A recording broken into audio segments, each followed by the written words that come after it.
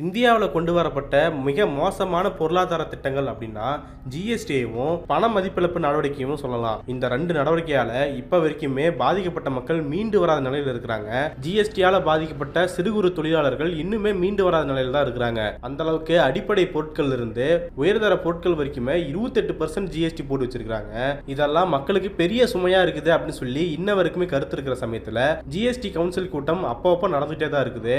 அந்த கூட்டங்கள்ல இந்த பொருளுக்கு இந்த ஜிஎஸ்டி மாற்றம் ஏற்படுமா, இதுல ஜிஎஸ்டி பர்சன்டேஜ் குறைப்பாங்களா அப்படின்னு சொல்லி எதிர்பார்ப்புகள் கிளம்பிட்டு இருக்கோம். ஆனா இந்த எதிர்பார்ப்புல ஏமாத்துற வகையில தான் ஜிஎஸ்டி கவுன்சில் கூட்டமே நடக்கும். எதையெல்லாம் எதிர்பார்த்தாங்களோ அதையெல்லாம் பண்ணாம எதை பத்தி எல்லாம் எதிர்பார்க்காம இருக்கிறாங்களோ அதுதான் நடக்கும். சம்பந்தமே இல்லாத ஏதாவது ஒரு பொருளை தூக்கிட்டு வந்து அந்த பொருளுக்கு 12% இருந்து 18% வரைக்கும் ஜிஎஸ்டி உயர்த்தறோம், 5ல இருந்து 12 உயர்த்தறோம் அப்படின்னு சொல்லி உயர்த்திக்கிட்டே தான் போறாங்களே தவிர இந்த பொருளுக்கு இப்போ ஜிஎஸ்டி குறைஞ்சிருக்குங்க அதனால நீங்க நிம்மதி அடையலாம் அப்படின்னு சொல்லி ஒரு செய்தியும் நம்ம பார்த்தது கிடையாது. சோ இந்த நிலைமையில தான் இன்னைக்கு ராஜஸ்தான்ல மற்றும் ஒரு ஜிஎஸ்டி கவுன்சில் கூட்டம் நடந்திருக்குது. இந்த ஜிஎஸ்டி கவுன்சில் கூட்டத்துல தான் ஆயில் காப்பீடு அதாவது பிரீமியம் இன்சூரன்ஸுக்கு இருக்கிற ஜிஎஸ்டியை குறைப்பாங்களா அப்படின்னு சொல்லி எதிர்பார்ப்பு கிளம்பி இருந்துச்சு. ஆனா அதை பத்தி இந்த கூட்டத்துல எந்தவித டிஸ்கஷனுமே நடக்கல அப்படின்னு சொல்லி தான் செய்திகள் தெரிவிக்குது. மாறா என்ன தெரியுமா பண்ணிருக்காங்க, விதவிதமான ஜிஎஸ்டி ஏத்தி தான் வச்சிருக்காங்கன்னு சொல்லலாம். குறிப்பா இப்ப தீயா பரவிட்டு இருக்கிறது என்னன்னா பாப்கார்னுக்குமே ஜிஎஸ்டி அதிகப்படுத்தி வச்சிருக்காங்களாம். அதுவும் 3 பிரிவுகளா பிரிச்சு 3 பிரிவுகளா இருக்கிற பாப்கார்ன்களுக்கு விதவிதமான ஜிஎஸ்டி போட்டு வச்சிருக்காங்க அப்படின்னு சொல்லி தான்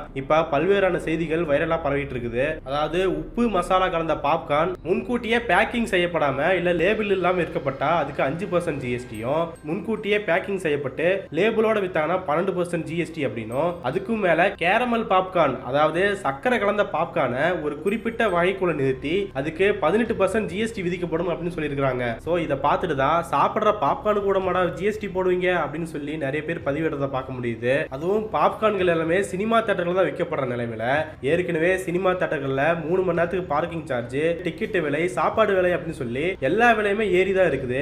இந்த சமயத்துல இப்ப பாப்கார்னுக்குமே ஜிஎஸ்டி போட்டா நடுத்தர வர்க்கத்தினர் என்ன பண்ணுவாங்க அப்படிங்கிற கேள்வி முன்வைக்கிறாங்க. ஏற்கனவே இந்த விலைகள் எல்லாம் பார்த்துதான் நாம தியேட்டருக்கே போக வேண்டாம், முக்கியமான படத்துக்கு மட்டும் போவோம், மீதி எல்லாம் நம்ம ஓடிடில பாத்துக்கோ அப்படின்ற மைண்ட் செட் இப்ப மக்கள் மத்தியில பரவ ஆரம்பிச்சிருக்கிற நிலையில பாப்கார்னுக்கு இப்போ 18% வரைக்கும் ஜிஎஸ்டி போட்டு வச்சிருக்காங்க அப்படின்னும் போது இது படம் பார்க்க வரவங்க கிட்ட மறைமுகமா கொள்ளையடிக்கிற மாதிரி இருக்குது அப்படின்னு சொல்லிட்டு இருக்காங்க. இதை தாண்டி பார்க்கும்போது இந்த கூட்டத்தில் இன்னொரு முக்கியமான முடிவு எடுத்திருக்காங்க. அதாவது கடந்த 2 நாட்களுக்கு முன்னாடி இருந்து பயன்படுத்தப்பட்ட கார்கள் அல்லது செகண்ட் ஹேண்ட் கார்கள் வாங்கினா அதுக்குமே ஜிஎஸ்டி விதிக்கப்படும் அப்படின்னு சொல்லிட்டு இருந்தாங்க. சோ அதை உறுதிப்படுத்துற வகையில இந்த அறிவிப்பை இன்னைக்கு வெளியிட்டு இருக்காங்க. அதாவது பழைய கார்கள் மற்றும் பயன்படுத்தப்பட்ட கார்கள் உட்பட எலக்ட்ரானிக் வண்டிகளோட விற்பனை வரியை 12% இருந்து 18% உயர்த்துவோம் அப்படின்னு சொல்லியிருக்காங்க. சோ ஏற்கனவே புதிய கார்களுக்கு 28% ஜிஎஸ்டி இருக்கிற நிலைமையில இப்போ செகண்ட் ஹேண்ட் கார்களுக்கே 18% ஜிஎஸ்டி விதிக்கிறது அப்படிங்கிறது இந்திய நாட்டில் யாருமே காரே வாங்கக்கூடாது அப்படிங்கிற நிலைமை உண்டாக்க விரும்புறாங்களா அப்படிங்கிற கேள்வியை முன்வைக்கிறாங்க. புதிய கார்கள் வாங்க முடியாது இருக்கிறவங்க சரி பழைய காராவது வாங்கி போடுவோம், நம்ம ஆசைக்கு ஓட்டிக்குவோம் அப்படின்னு நினைச்சிட்டு இருப்பாங்க. ஆனா அவங்களுடைய ஆசையிலுமே இப்ப மண்ணள்ளி போற அளவுக்கு தான் இந்த அறிவிப்பு வெளியாகி இருக்குது அப்படின்னு சொல்லி பல்வேறு நபர்களும் பதிவிடுறதா பார்க்க முடிஞ்சது. இந்த பாப்கார்னு மற்றும் கார்கள் ரெண்டுத்தையும் யோசிச்சு பார்த்தீங்கன்னா இதுல முழுக்க பாதிக்கப்படுறது மிடில் கிளாஸ் மக்களாக தான் இருக்கிறாங்க. சோ மிடில் கிளாஸ் மக்கள் கிட்ட இருந்து ஏற்கனவே வரிகள் மூலமா பல்லாயிரக்கணக்கான கோடிகளை வசூல் பண்ணிட்டு இருக்காங்க. இந்த சமயத்துல இந்த லிஸ்ட்ல பாப்கார்னும் கார்களும் சேர்த்திருக்காங்க. சோ இனிமேல் யாராவது 2 லட்சத்துக்கு பழைய கார் வாங்கியிருந்தாங்கன்னா அவங்க கிட்டத்தட்ட 36,000 மட்டுமே ஜிஎஸ்டி கட்ட வேண்டியதா இருக்கும். இந்த 36,000 பயன்படுத்தி ஒரு புதிய செல்லே எடுத்துட்டு போயிடலாம். ஆனா அதுலயுமே ஜிஎஸ்டி இருக்கதாங்க செய்யுது. சோ இப்படி நாப்கின், மருந்துகள், கிரீம் பண்ணு, கிரீம் இல்லாத பண்ணு, காரு அப்படின்னு கீழ இருந்து மேல வரைக்கும் எங்கெங்கெல்லாம் எவ்வளவு % அதிகமா வரி விதிக்க முடியுமோ அந்த அளவுக்கு ஜிஎஸ்டி வரியை விதிச்சு வச்சிருக்காங்க. இதன் மூலமா ஒன்றிய அரசுக்கு நிறைய வருமானம் வருதுதான். அதுல கூட ஜிஎஸ்டி வசூலிச்சு தரதுல தமிழ்நாடு முன்னணி மாநிலமாகவும் இருக்குது. ஆனாலுமே அவங்க அதை வச்சு என்ன பண்றாங்க அப்படிங்கறத கேள்வி. ஜிஎஸ்டி இழப்பீடு தொகைகளை தமிழ்நாட்டுக்கு இன்னுமே தரவில்லை அப்படிங்கறதா தமிழ்நாடு அரசு தொடர்ந்து சொல்லக்கூடிய விஷயமா இருக்குது.